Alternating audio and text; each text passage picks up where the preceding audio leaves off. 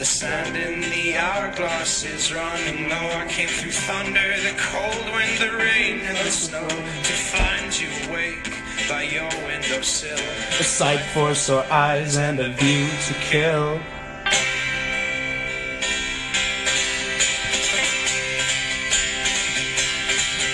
I broke down in horror at you standing there. The glow from the moon shone through cracks in your hair. I shouted with passion, I love you so much, but feeling my skin, it was cold to the touch. You whispered, where are you? I questioned your doubt, but soon Realized you were talking to God now.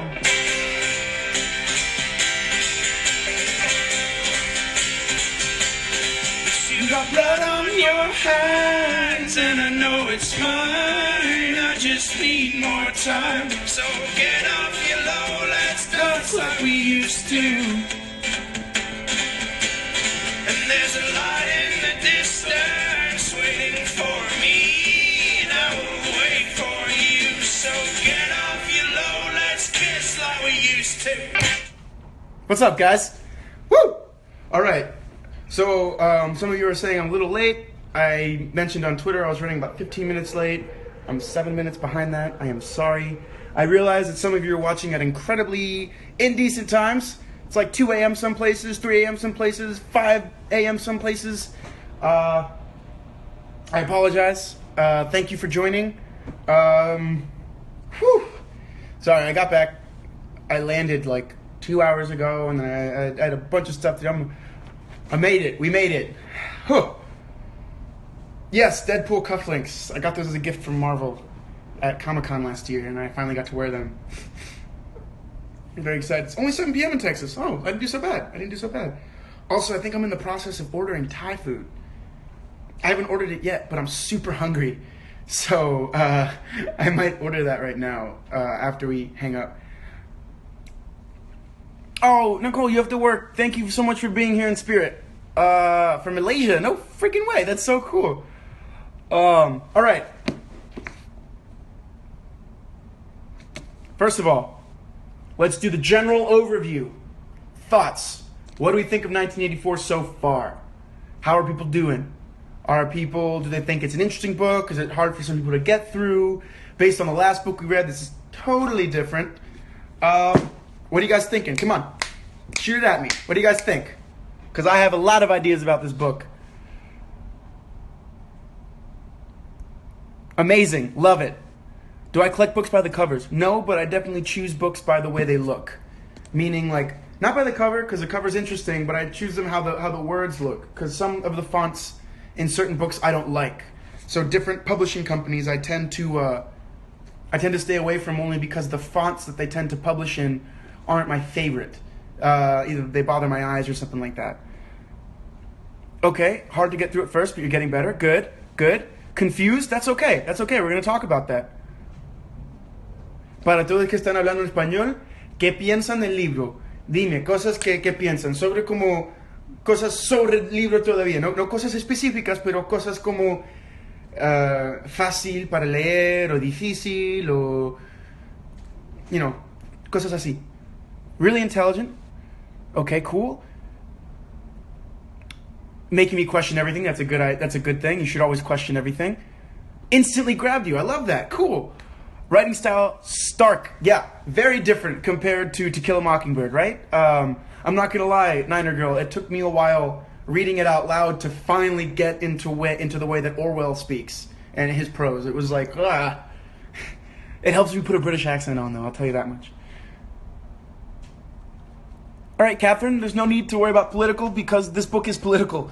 It feels like it applies to much of the U.S. right now, like, whoa, so close to home. I don't know if that's so much political as it is to do with technology. Very relevant. This book has continued to be relevant. I'm going to read a little passage from something I was researching. So you guys know, I don't agree with SparkNotes, but I agree with SparkNotes. SparkNotes is a great way to read themes and to get the way people have analyzed things. You shouldn't use it for the entirety of reading, but it helps when you're just trying to understand something or look at a certain chapter. SparkNotes can be beneficial in conjunction with reading, not instead of. All right. I love how it develops with time. Cool. Está medio raro de entender. It's a little, sí, está un poquito, es medio raro por seguro. I think even though it seems fictional, there are many aspects we can see in our everyday lives. Perfect. Love the way it's written. Love that. Sorry, I fell behind. Let me scoot all the way to the top. What's Spark Notes? If you don't know, oh God, what did I just do? Nothing. Un Black Mirror en papel, sí. Es algo muy interesante como Black Mirror. Es algo que cuando alguien lo lea le empieza a pensar mucho. I love how the plot thickens. Me too. I love the way he's built this character. In part 1, I'm like, nothing's happened yet, but everything's happened. It's cool. Okay, you read it before? Great read. Fácil de leer, un poco raro, pero eso no le quita el bueno del libro. Good. Bueno, I love the style of dystopian writing. George Orwell's word choice is very different from some modern dystopian novels. True. I read every chapter, but I used to use Spark Notes to help me get better understanding stuff. Good, Nicole. That's what Spark Notes, I think, should be for. It should be for you to read and be like, huh, let me read this again, and we look through some part. Oh, okay. It should never be instead of. It should always be like, let me do this, and then go to that, and then go back. Hard to read at first once you get into the groove. I totally agree, Amelia. Telescreens are scary, like notebooks or iPhones or Siri. I use Spark Notes for my middle school students. With Shakespeare, it was easier to teach them that way, and it helps Shakespeare language. Yes, I agree. Oh wait, Andrea Hayes, that's you. What's up? I think what sticks to me most is Newspeak. That's great. We're gonna talk. Let me write that down. We're gonna talk about that later when we get into that. Where are we supposed to stop? It's all good. Bumble Bailey, we're stopping at part 1. We're not going past it. I haven't read past it, so I'm not going to speak past it. But part 1.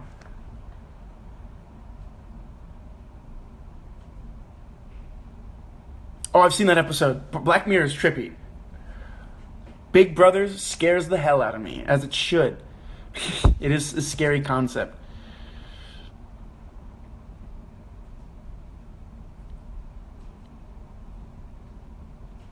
Ooh, I love that comment. Is it Kiyomi Coronado? I'm sorry if I pronounced it incorrectly. I feel confused, but I'm not actually confused, but the feeling of confusion is there. I love that. And I think that's something that our main character, Winston, is playing with. This confusion, this confusion with this rectifying reality in the past. Part 3 gets better. All right, cool, I can't wait. Okay, you read it in high school and you hated it, but you're really enjoying it this time around. That's why you should always reread books. I will tell you guys this, after rereading Slaughterhouse-Five, after we finished reading it and ruminating on it and thinking about it, it's no longer my favorite book. It's up there, but it's still one of my favorite books, but it's not my absolute favorite anymore, which is cool, interesting. Contrast between Julie and Winston, interesting, right?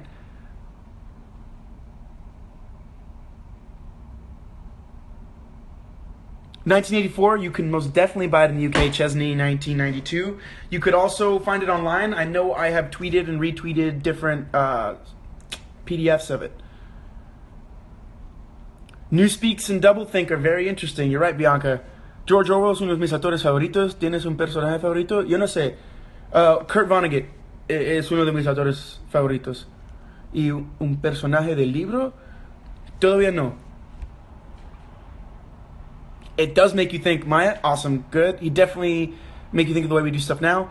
He definitely stretched it out. We're introduced to many characters, but absolutely know nothing about them, so it leaves you guessing about the significance they can have in the plot. Totally agree. Take a shower. Doublethink is so interesting. Newspeak is facepalm. Yes, makes you facepalm. I agree. Paranoid just reading it. Love it. Ignorance is strength. What is something I said in my past life? I've said ignorance is the tool of the oppressor. So now they're trying to make you think it's strength. Everything. Let's let me find the. I think it's in the first chapter that those things are written. Hold on. Let's go. Are we gonna dive in? We're gonna dive in. War is peace. Freedom is slavery. Ignorance is strength. Monica, that's a great question. You know what? Before we dive in, I'm going to read something about a theme analysis of this book. All right? Let me see. This is what I want to do? Yes. It's something I found online, and I'm going to read it to you guys really quickly. George Orwell published 1984 in 1949. Not as an actual prediction of future events, but to warn the world against what he feared would be the fate of humanity if a totalitarian regime were allowed to seize power, as they had just done with Hitler in Germany and the Soviet Union under Stalin. So at the time that this book was written, World War II had just ended. The world had just seen the devastation of really Hitler's totalitarian regime, the Nazis. They've seen what he did, that he took complete control of this country, killed 6 million Jews and millions of other people. Does anyone know how many people died in World War II? It's incredible.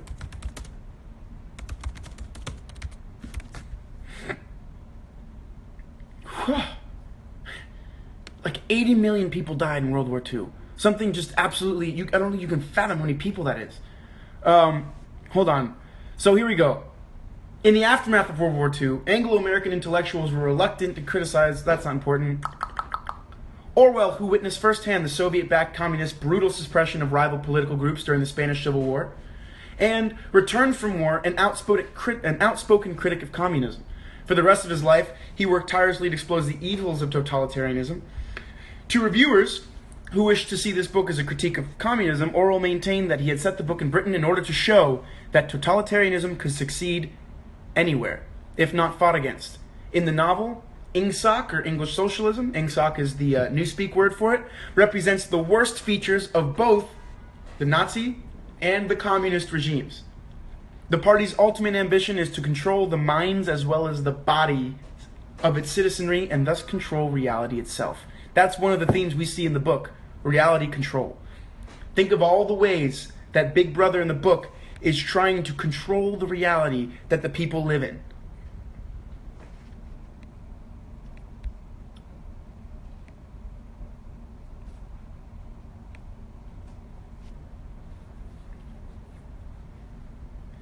So if you think about that, nothing's illegal. I mean, that's one thing I thought was interesting. There were so many things that were extremely frowned upon. He was like, it's not technically illegal to do this, but if a party member were walking in the paroles area after a certain time, right? It was very interesting. They're playing with what's wrong and what's not wrong. War is peace. Oppression. What is it? War is peace. Freedom is slavery. Ignorance is strength. They're making you constantly question the reality that they're living in, and then they've done everything they can to create this fake reality. Think of how much they're rectifying or changing the past. Remember what I said last live? Only through looking at the past can we see where we're going in the future. And if they're changing the past, where the hell are we going? Así es, el patrón lo mantiene gracias a la ignorancia del pueblo, y lo cual lo han sometido. Exactly. Propaganda 100%. I know any of the Argentinian fans we have will understand how scary it is when Winston talks about the disappearance of people. This has happened in the world. There have been regimes. There have been multiple regimes. I'm talking in the old Russia, I'm talking in Latin America, I'm talking all over the world. There have been regimes where people have disappeared. And it's crazy.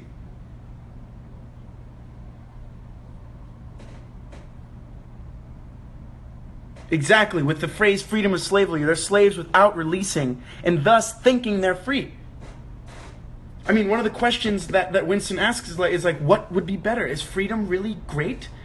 And that's to me one of the hardest scenes to read. For me, that really hurt me was like, when he follows that old man, when he follows the old man into the bar and he gets him a beer and he talks to them and he's really trying to extract this because that's what he's really trying to find out, but he can't directly ask the question. He's like, is this really all there is?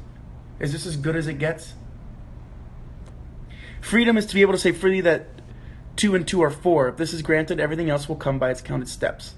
The telescreen. Are we really free? Very good question. The media manipulates everything here in Brazil. Stella, I would like to... Okay, there's one thing I want to talk about really quickly because my mom and I were talking. My mom's a brilliant lady. And her and I had expressed what I was saying, and she's like, you have to be careful. I don't want you guys to get the wrong idea with our book club. Remember, my goal in doing this book club and talking to you is that you guys get the inspiration and the drive to educate yourselves. Never trust anything anyone says, even me. I'm wrong a lot. Remember, we're all pillars of salt. Who remembers that? Remember, we're all pillars of salt, so your job is to watch both sides. Read everything and everything in the middle, and then determine for yourself what is right. We're in a time where, on both sides of the spectrum, the media is only serving its purpose to promote their point of view. Truly objective journalism, unfortunately, is very hard to find now.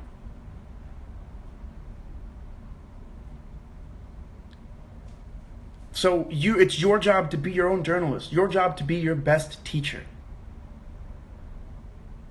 The whole ignorance is strength argument is very real because if you think about how the United States is right now, we do live in a very ignorant, dominant world.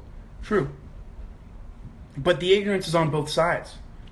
Just one side feels it's more educated, and in that case it makes it more ignorant. And the other side is, remember, life is a circle. Everything's a circle. So there's a point of tolerance where you become intolerant, because you become intolerant of people who are intolerant. And that's just as dangerous. Remember, everything's a circle, and your job is to find the middle.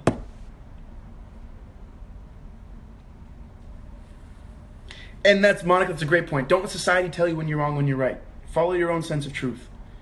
In the end, we shall make thought crime impossible because there will be no words with which to express it. All right, let's talk about that really quickly. Oh wait, we'll talk about that when we get there. I'm going to dive in. So the first things I thought were cool were when he talked about the different ministries that ran the world. Remember, he works for what? The ministry of...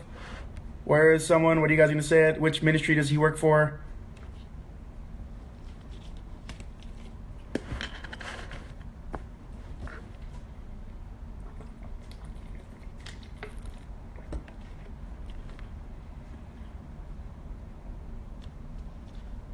Well, this is something...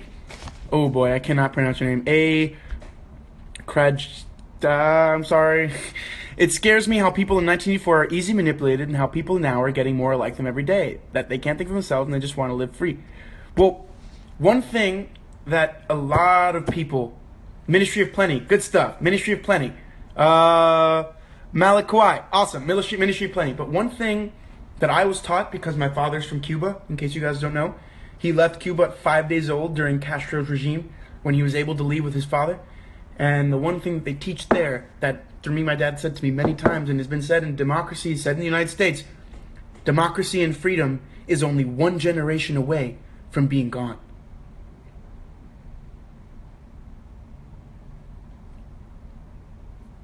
And that's something that people don't understand right now. Democracy is only one generation away from being gone. So yes, what's the biggest struggle that Winston has? No one has been alive long enough to remember the truth. So all Winston, he was young before the revolution, but he barely remembers it. Now all he knows and all the adults he knows and everything that surrounds him, I do not do my eyebrows. Everything, my mom would love me to, but I don't. Everything that surrounds him only knows the party and Oceania. They don't know anything before that.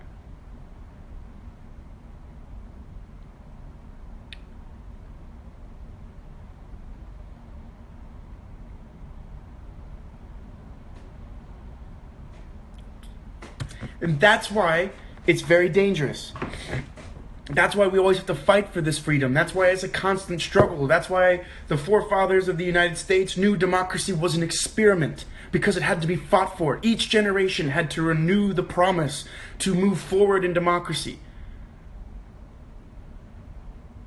Manipulation of information, alternative facts, those are things we have to be careful about. Those are things we have to pay attention to from both sides. Just because one side seems like it's telling us the truth doesn't mean it is. Doesn't mean it's not. And the other side maybe doesn't. And that's exactly it, Slick Nick. Power of the people. The people hold the power. Always. Whether or not we believe it. One of my favorite quotes in V for Vendetta is, people should never be afraid of their government. A government should be afraid of their people.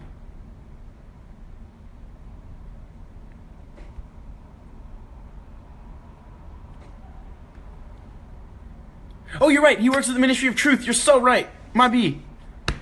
My B.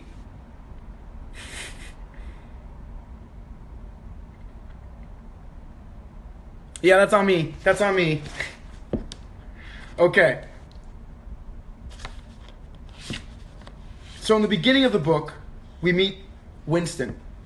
And we learn that he did have a past before the party, but he barely remembers it.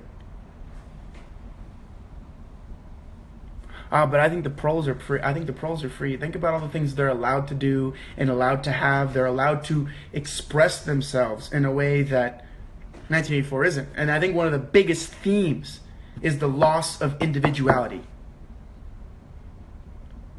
In the research I did, they call it the individual versus the collective identity.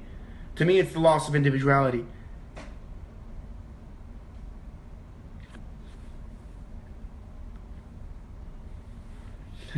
My bad.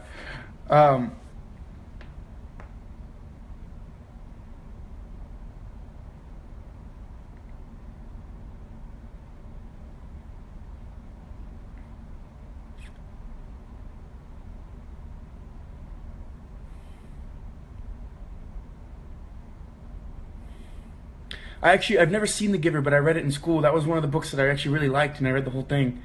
I might put that on the list. Maybe.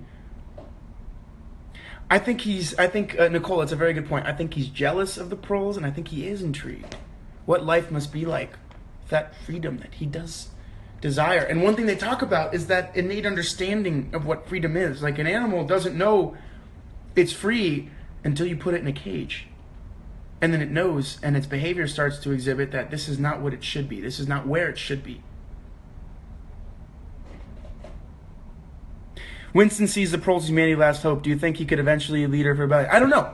I think that's, to me, if you have to ask me right now, I haven't read it. I don't know where it's going, but I think that's where it is. I think he sees hope in the proles. He sees individuality. He sees freedom of expression in them.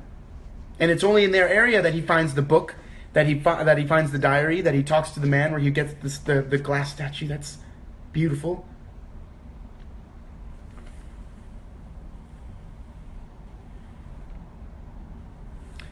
Chesney, what do you mean, explain Winston?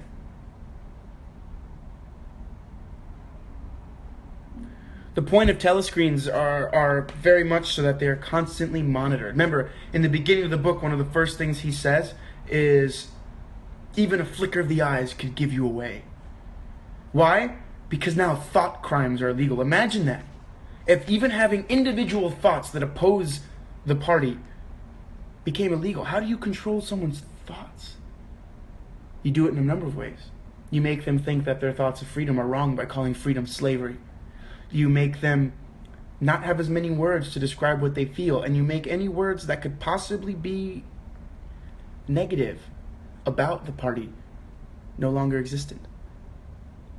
And when Winston talks about his friend, that he's like, that guy's gonna die.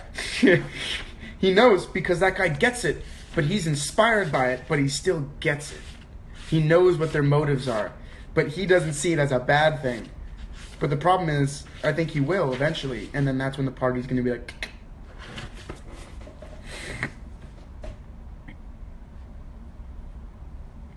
See, the funny thing is, Winston's a rebel without even knowing what that really means. He's just questioning. I think Winston's... Yeah, Syme is the guy that does that. He's like, oh wow, the number of words, and wow, newspeak.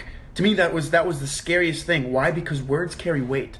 All right, this is a little tangent I'm going to go on real quick. My mom once taught me this. She goes, always be careful about what you say.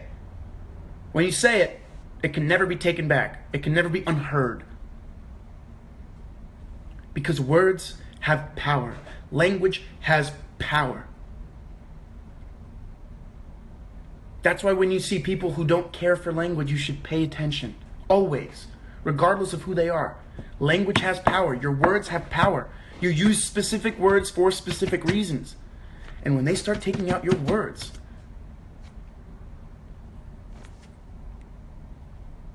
do you think he's afraid of his own thoughts? Absolutely. Maya, I think he's absolutely afraid of his thoughts because he recognizes it. The thoughts he's having is a thought crime. In the beginning of the book, he sits down with his diary and he writes in, down with Big Brother. And he's like, even owning this diary, even thinking the thoughts of wanting to have his own individual thoughts was illegal. And the thought police could be there any second. Imagine the prison in which he lives, if that's the case.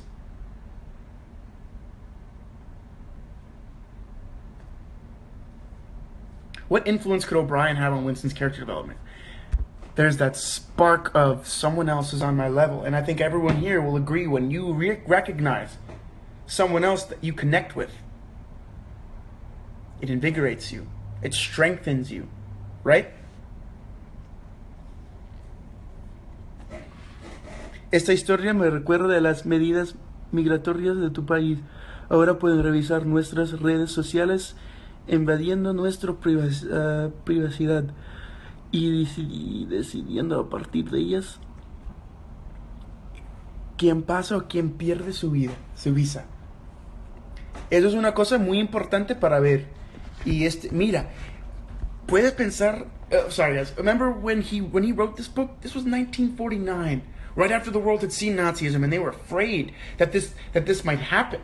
They were afraid, like people were very scared. They don't know what was going to happen. And because of the spread of Nazism, the Cold War, remember the Cold War ended right when World War II ended.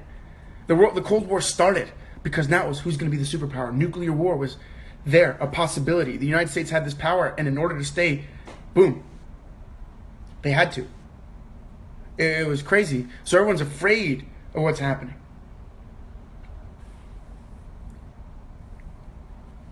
But remember, fear is a huge tactic too. Don't ever forget that. That's one of the things in this book. They use fear. The way things are reported in this book is through use of fear. They scare you. So whenever you get afraid, think about, why am I afraid? Who's making me afraid? About what and why? Important questions. This book, I think, teaches you how to ask the right questions more than anything and make sure that your answers are there.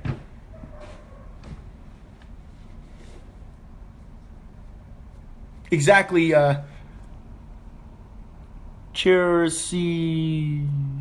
sorry, I can't pronounce it. It says, fear drives people to do things they never usually would under normal circumstances. The party uses fear to manipulate population.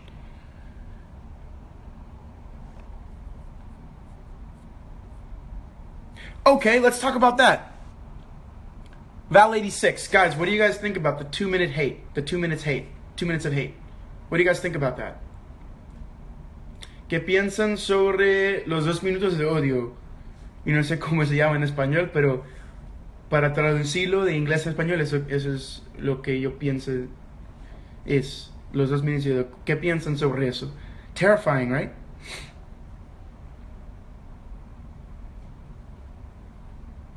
But the 2 minutes of hate, I think that was a super important part. Why?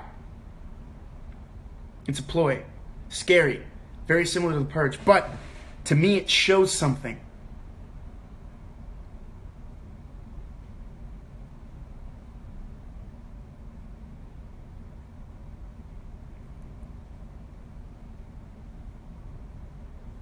Well, I think because Goldstein is actually a figure of, to me, he'd be the equivalent of the rebellion in Star Wars. So, of course, the Empire would want to demonize him, right? But what does a 2 minutes of hate show you? Winston says, before you know it, even yourself, you are connected to everyone, and you are, what do? They use this human ability to connect, and they use it for their purpose. But when people are with passion and vigor, they tend to connect. I think that's an important part. It's another way for people to control control them, but I think that's what also sparks the idea that they're connected. And it was wasn't it during the 2 minutes? I don't know if I was right. When did he connect? When did he make eye contact with O'Brien the first time?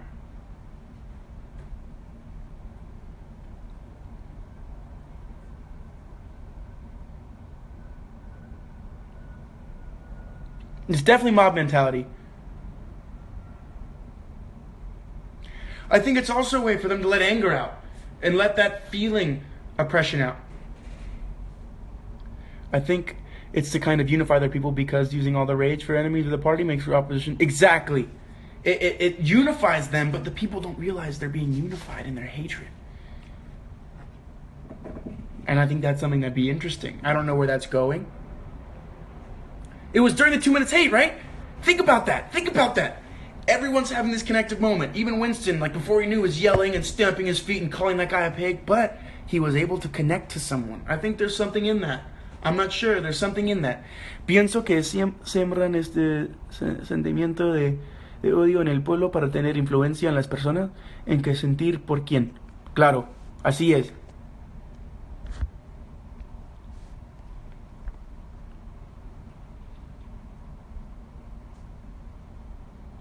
Why does emotion exist? It makes us human. Something the party wants us to stop being. The party wanted them to stop being. They wanted to be machines.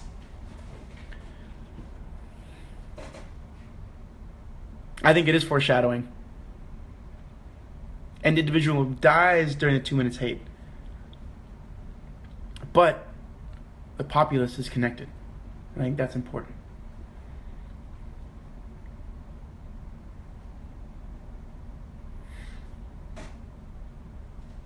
All right, let's start talking about our favorite quotes. What do you guys think? I want to pull through.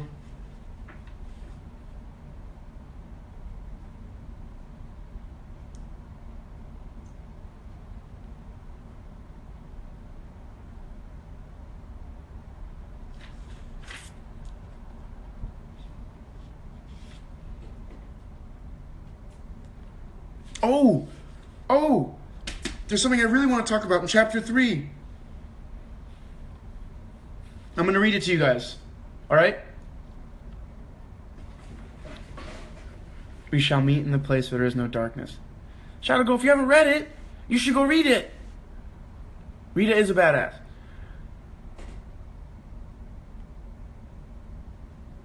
Until they are conscious, they cannot rebel. Until they rebel, they can never be conscious. How crazy is that idea? I love that quote. Love that quote. Good quote.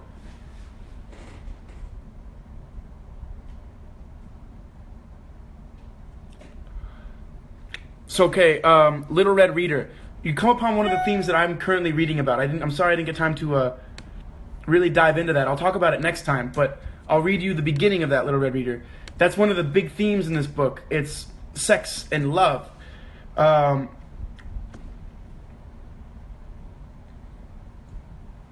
As Julia observes, the party polices sexual relationships because it realizes that hysteria caused by sexual frustration can be harnessed into war fever, leader worship.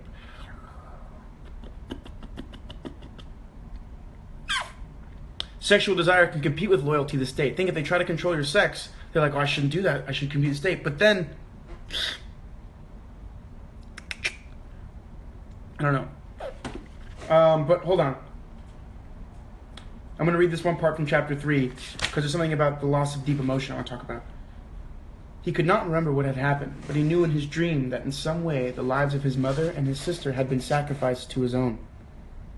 It was one of those dreams which, while retaining the characteristic dream scenery, are a continuation of one's intellectual life, and in which one becomes aware of facts and ideas which still seem new and valuable after one is awake. The thing that now suddenly struck Winston was that his mother's death nearly 30 years ago had been tragic and sorrowful in a way that was no longer possible. Tragedy, he perceived, belonged to an ancient time, to a time when there was still privacy, love, and friendship, and when the members of a family stood by one another without needing to know the reason. His mother's memory tore at his heart because she had died loving him when he was too young and selfish to love her in return, and because somehow, he did not remember how, she had sacrificed herself to a conception of loyalty that was private and unalterable. Such things, he saw, could not happen today. Today there were fear, hatred, and pain, but no dignity of emotion, no deep or complex sorrows.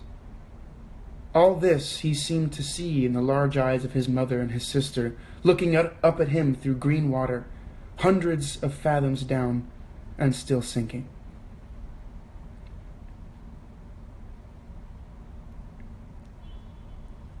So that was from chapter 3. And there's something interesting there. The party was able to take away deep feeling, the understanding of one's family. Remember, he said no one's friends anymore. They were able to break down the connections that bring people together. The familial connections, unconditional love. They were able to f that up. Uncool.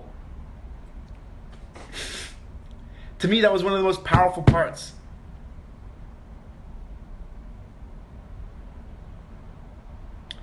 Okay, Nicole, you'll see this.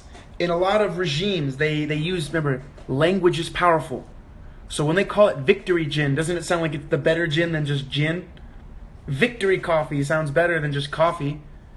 The ministry of love, he describes as the most scary of them all. The ministry of truth, all they do is rectify and change truth. All of these are so important. The way they name things, the way they call things. In authoritarian regimes, they often do this. They disguise bad things with amazing words that, in our minds, make things happen. Exactly. Patron saint of denial. Propaganda. Exactly.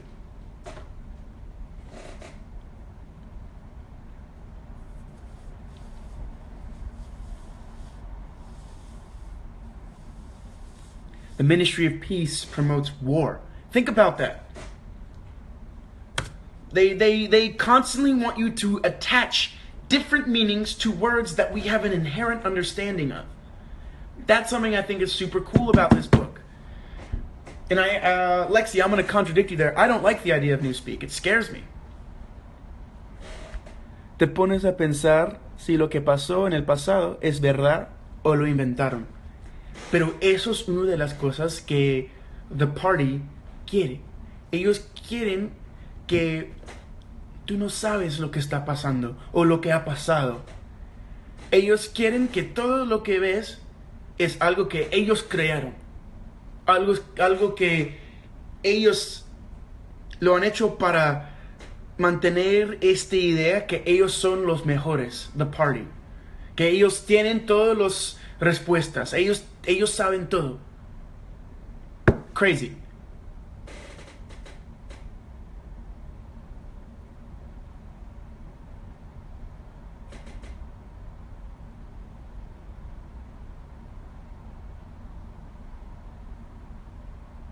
I hope everyone else is reading all the comments too, because you guys are all saying really cool stuff. If I ever go quiet, that's why. Okay, Bianca, this is something that's a good question. Everyone, I want you guys to answer this question that Bianca's asking. What do you guys think about the woman following him? Do you think she's a spy, a friend, or a crush? What do you think about her? Exactly, Little Red. Twisted psychological controlling. Okay. What do you guys think about that woman? To me, I'm still unsure of her, but there's something about her. Why was she in that alleyway?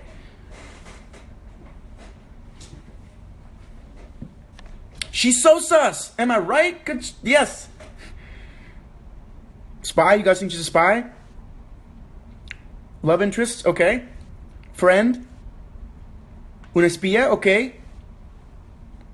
Non-trustworthy. Interesting. I'm going to pose a question. If she's a spy, but not a real spy, because Winston saw her following him. Remember, he said a real spy, she would never know. If she was trying to be a spy or catch him, wouldn't she face just as much trouble if she got caught in that zone by herself?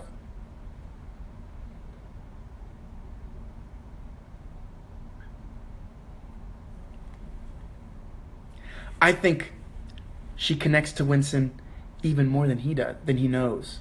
We'll see.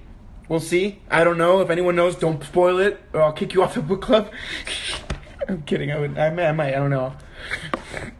But Mary Katenik, Mary Kate. I agree. I think she might be a love interest. I think she connects with Winston, and I think one of the things the party's been able to do that I've noticed in the book is they've been able to even question if you can even talk to people. Remember, he's like, I knew O'Brien for sure, but I can't ask him. Why? Because if he asks him, that means he's committed a thought crime.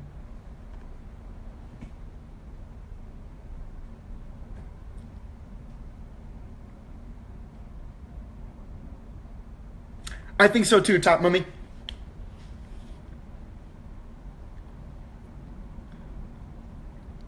I don't think it's his wife. Remember, he talks about his wife and that they eventually separated. They would have said that it was the same person. It might be, but I don't think so.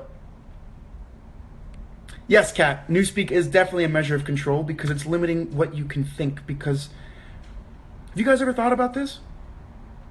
Okay, maybe for some of you that speak other languages, are there ever thoughts you have in one language that you can't put in words in another language? You just have a thought, but you don't know how to explain it. There aren't words. That's what they're doing. They're eliminating words, so you eliminate thoughts. They'll still be there, but you have no way to describe them. I think, Mercy, I think you're right. I think she relates to him.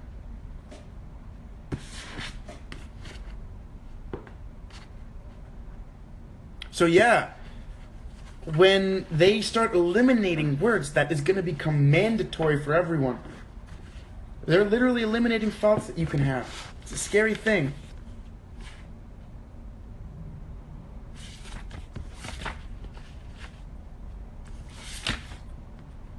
Also, I want to. What do you guys think about him calling all the waters green waters? Everything's always a deep green water. I don't know. I thought that was interesting.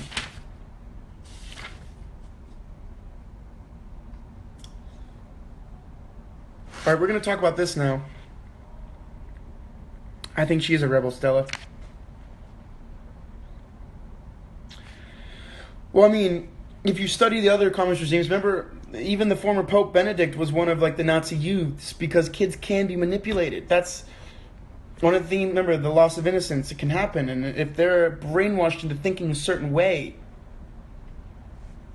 Remember, there's that song from South Pacific, you've got to be taught to hate and fear. So if someone is taught that from a very early age, it's all they know. I think love comes more naturally.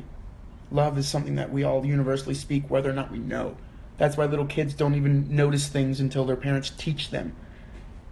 But they can be used for bad purposes, and they think they're doing well. Why do they tell on people? Because they think they're doing what's right.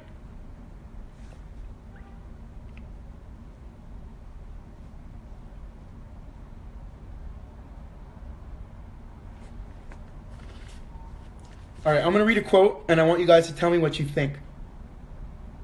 Ooh, I didn't know that, Ana Cat Fernandez. Green is the color of hope. The green water might be a sign of hope for change, or a sign of hope for change. Ooh, very cool. I'll keep the lookout for that. I'm going to read a quote. Let me know what you guys think of this quote. If the party could thrust its hand into the past and say this or that event never happened, that surely was more terrifying than mere torture or death.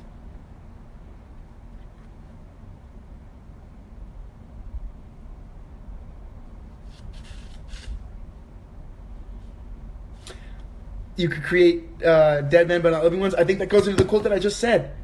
If I could make up some guy that invented television, remember he said, everything was invented by the party. Everything cool was invented by the party. Everything that you guys cherish, invented by the party, but there's nothing to prove them wrong. Who's to say they're not wrong? I'll say it one more time. If the party could thrust its hand into the past and say that this or that event, that never happened, that surely was more terrifying than mere torture or death. Ooh, okay. There's a passage I wanted to read to you guys, and I know I wanted to read it to you guys because that's my note. What the fuck? So let me read it for you guys. Stand easy, barked the instructress, a little more genially. Winston sank his arms to his sides and slowly refilled his lungs with air. His mind slid away into the labyrinth world of doublethink. To know and to not know, and not to know. To be conscious of complete truthfulness while telling carefully constructed lies. To hold simultaneously two opinions which canceled out. Knowing them to be contradictory and believing in both of them, to use logic against logic, to repudiate morality while laying claim to it, to believe that democracy was impossible and that the party was the guardian of democracy, to forget whatever it was necessary to forget, then draw it back into memory again at the moment when it was needed, and then promptly forget it again. And above all, to apply the same process to the process itself. That was the ultimate subtlety, consciously to induce unconsciousness, and then once again to become unconscious of the act of hypnosis you had just performed. Even to understand the word doublethink involved the use of doublethink. What are they doing? If you can't trust yourself, what can you trust? The party. If you can't trust what you've seen with your own eyes and you remember with your own memory, what can you trust? Terrifying.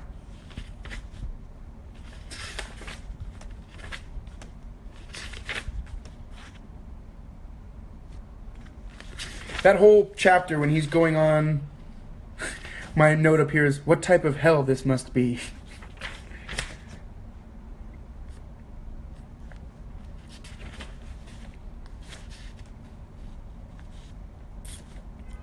Another question I asked myself was, can a lie become a truth?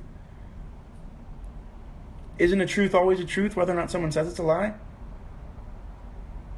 Okay, very good, Little Red Reader. Yes, you'll see a lot of these themes in Animal Farm as well, because these are things that Orwell was constantly battling with his past and whatnot. Next time we talk, we only have about 10 minutes left, 13 minutes left, we'll talk about that. We'll talk about Orwell's past and why he writes this book. Right, Linda, I want fake news. While I don't agree with Trump trying to delegitimize the media at all, in any way, shape, or form, I think there's a question that you have to ask any news source you watch. Why are they telling me this? Is this really news? And if it is, what is behind their motive? It's very important. Very important, always, no matter who it is. You always should question, question everything. Especially pillars of salt.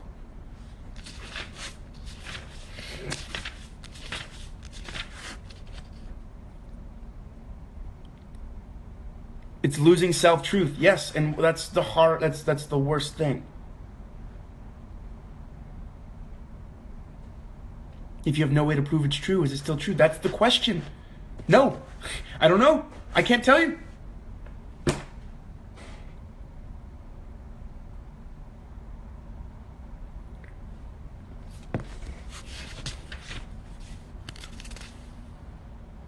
Oh, good. I found the part with sign. I want to talk about that.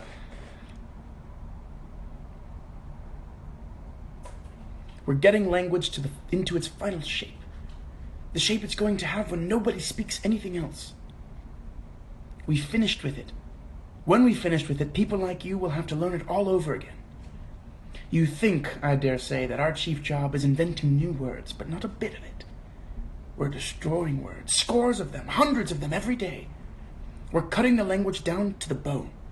The 11th edition won't contain a single word that will become obsolete before the year 2050. Crazy, man. Crazy. Don't you see the whole aim of Newspeak is to narrow the range of thought? In the end, we shall make a thought crime literally impossible, because there will be no words in which to express it. Craziness! Craziness!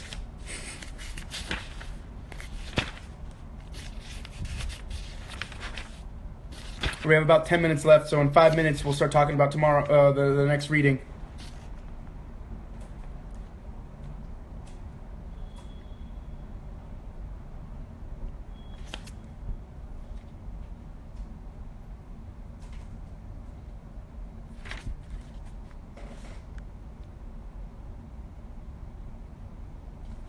But what is one thing that Winston is actively doing that contradicts the party?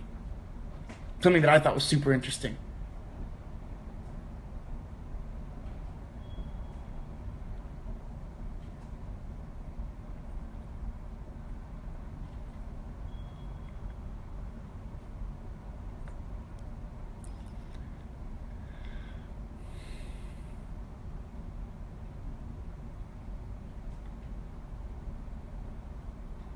The diary. What about the diary? What is he doing in the diary? He's writing. He's putting his own creative ideas and thoughts. And what is the happiest day? What's the best part of Winston's life? The part that he's like the only true joy he ever got out of his job. What part was it? When he gets to be creative.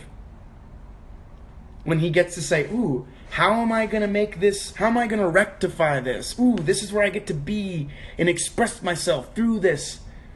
Human expression is individuality. Creativity is individuality. Creativity is who we are. We are humans, therefore we must create. We're all creators.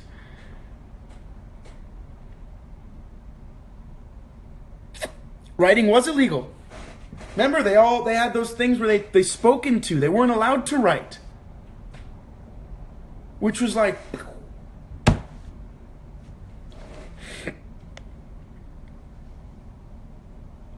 He isn't afraid of truth. He's using courage. He has hope, and he gets to pass on his messages. Right. Creativity is his joy. Freedom to say the truth. His truth. That's his truth. He gets to write it down. It's his.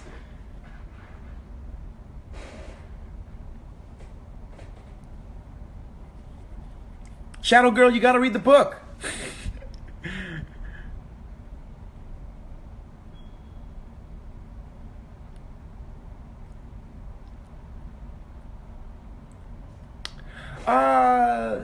I think cursive is just becoming less and less used because there's less, I don't really know why that is, but there's a less about the formality of writing. There's less, you can have your own style now. I remember cursive used to have to be very exact. Like one of my aunts writes beautiful cursive because she was like forced to learn how to do that.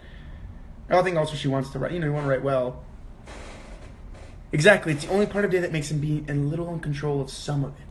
Even taking a walk, he questions it. Can I go for a walk if I'm caught in the side of town? Oh my gosh, I'm having these thoughts. If they caught me here, I'd have to lie. I'd just say I'm finding razor blade. But in that moment, he gets to be completely himself.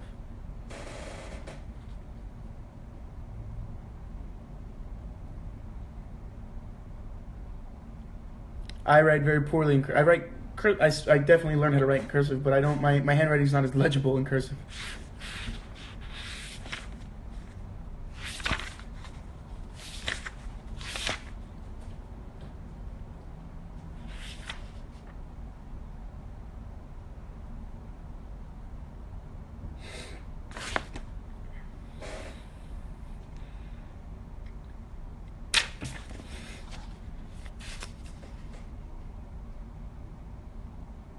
He is upset that he got rid of that picture of Jones, Aaron, and Rutherford because then he's like, well, that was the truth.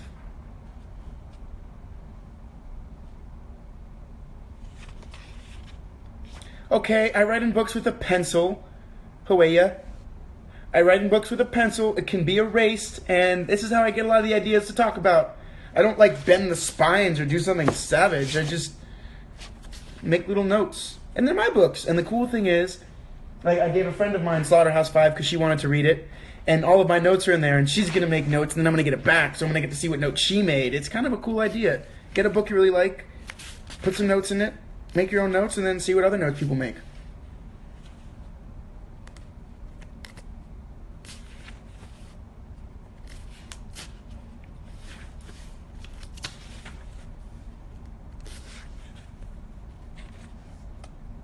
You cracked the spines?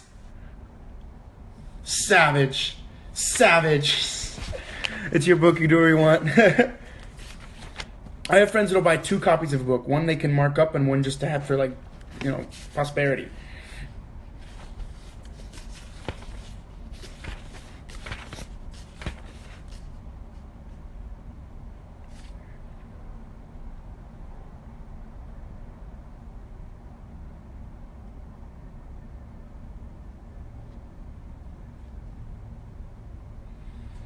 All right, guys, we have about 5 minutes left.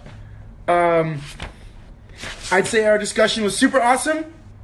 I'm sorry if we didn't get to talk about everything. I know we wanted to talk about a bunch of different people. We wanted to talk about Mr. Charrington. We'll talk about him next live, promise. Let's talk about what we're reading. Let's talk about the next half. Let's talk about the next section, part 2. Part 2 was a little bit longer than part 1, but I think we can do it. What do you guys think of having a live Monday. Another Monday at this time. Is that cool, or should we do it on a Sunday?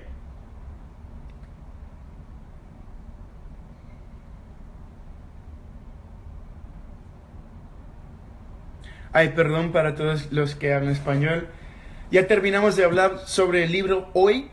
Vamos a empezar a leer hasta parte número 2.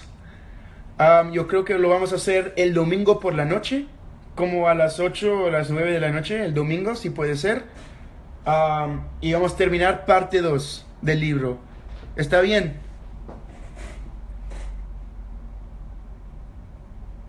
Oh, es un fan de mi hermano, de la fotografía de mi hermano. Qué bueno. Sara Flores, gracias. Le voy a decir a él. Thank you. Ooh, Wednesday. I don't know. The thing is, I work on the week, guys. Like, Shadowhunters is getting kind of awesome, but it means we're working a lot. Oh my gosh, these episodes are crazy. I wish I could just, like, geek out and tell you everything, but I can't. I'll get in trouble. So I think the next live...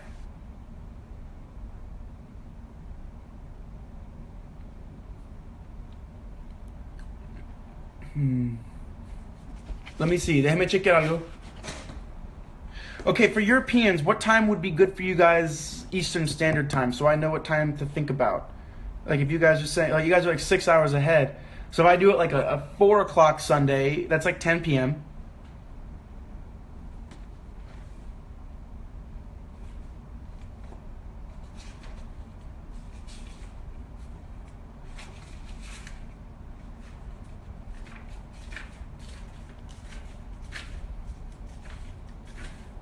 $8 p.m. Sunday, 5 p.m. It's 2 a.m. now and it's 9. That's a little late for you guys. So maybe we'll try to do it like 7 p.m. on Sunday.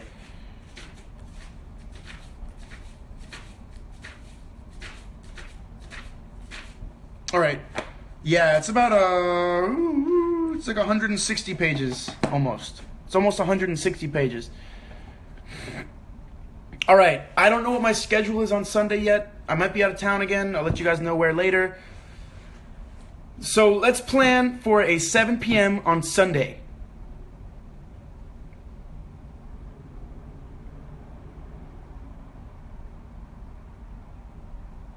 Oh, also, I need to have time to read it too, guys. I work a lot.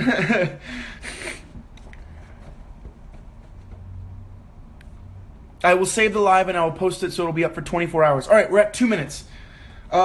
Read part 2.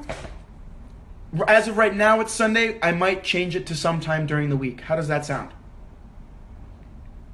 But as of right now, let's try to get it done by Sunday the 29th. If anything, it'll be before Halloween, or I don't know. I don't want to promise anything. All right, let's make it Wednesday, the day after Halloween, so we can talk a little bit about Halloween. How does that sound? We'll make it Wednesday. Wednesday? I'm getting the countdown, so it might cut me off at any second. All right, here's what we're going to do. I'll tweet about it. It's going to cut me off probably in like 10 seconds. So I will tweet about it. Wednesday will probably be good. Okay. Vamos a hacer el próximo live para parte número 2 el miércoles que viene por la noche. O si estoy trabajando, te voy a decir en Twitter qué vamos a hacer. ¿Está bien para todos? Is that good? Wednesday. Think about Wednesday, and if that doesn't work for my work schedule, I will tweet about it, and I know all of you guys will tweet about it, and we'll get everyone on the same page. So right now, part 2 by Wednesday. Y para todos que no lean, que no han leído todavía, lee los partes, porfa. Catch up, because we're going to be talking about it, and it's going to get cooler. I know this book's going to get cool. And then part 3, we have some more time. So we'll do Wednesday, the day after Halloween. We can talk about Halloween. Be like, yo, cool, candy, Halloween. Cool. All right, thank you, guys. Ooh, I'm going to hang up on it this time. What do you think, Instagram? All right. Goodbye, guys. I will see you Wednesday.